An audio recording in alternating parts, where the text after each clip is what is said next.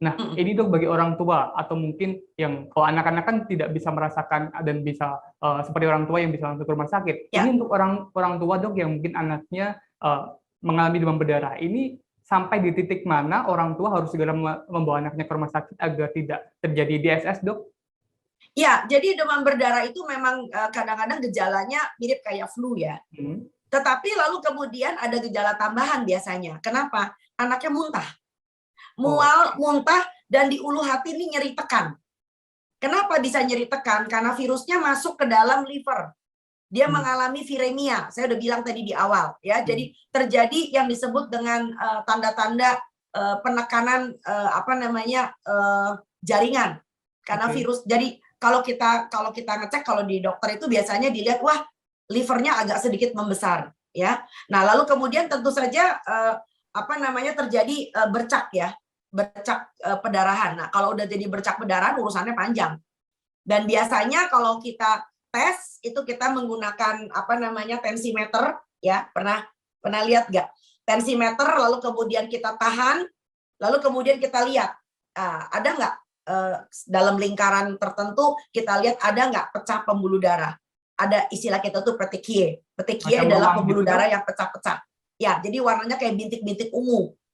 Nah, kalau kita lihat dengan kita challenge dengan menggunakan tensimeter yang kita tahan, jadi pembuluh darahnya kita mampatkan begitu dengan alat tensimeter, dengan pompa tensimeter, lalu terjadi bintik-bintik pendarahan, maka ini boleh dibilang salah satu gejala fisik dan klinis yang kita mengatakan bahwa anak ini mungkin atau orang ini suspek dengan demam berdarah.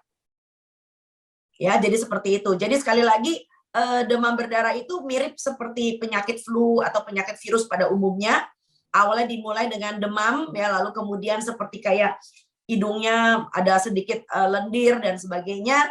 Lalu kemudian ya itu tadi ada nyeri tekan di perut. Biasanya kalau cuma sekedar batuk pilek kan nggak ada nyeri tekan di ulu hati ya.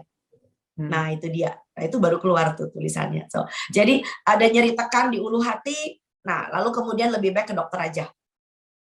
Oke, untuk gejalanya dok, pada anak-anak maupun orang dewasa, apakah ini sama?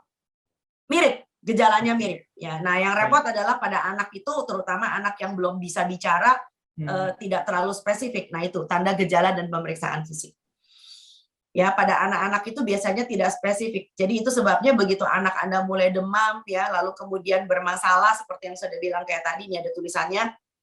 Lalu kemudian lebih baik bawa ke dokter. Jadi jangan sibuk panik cari sari kurma, parut bawang, kasih kencur, waduh.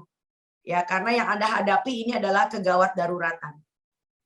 Terima kasih sudah nonton. Jangan lupa like, subscribe, dan share ya.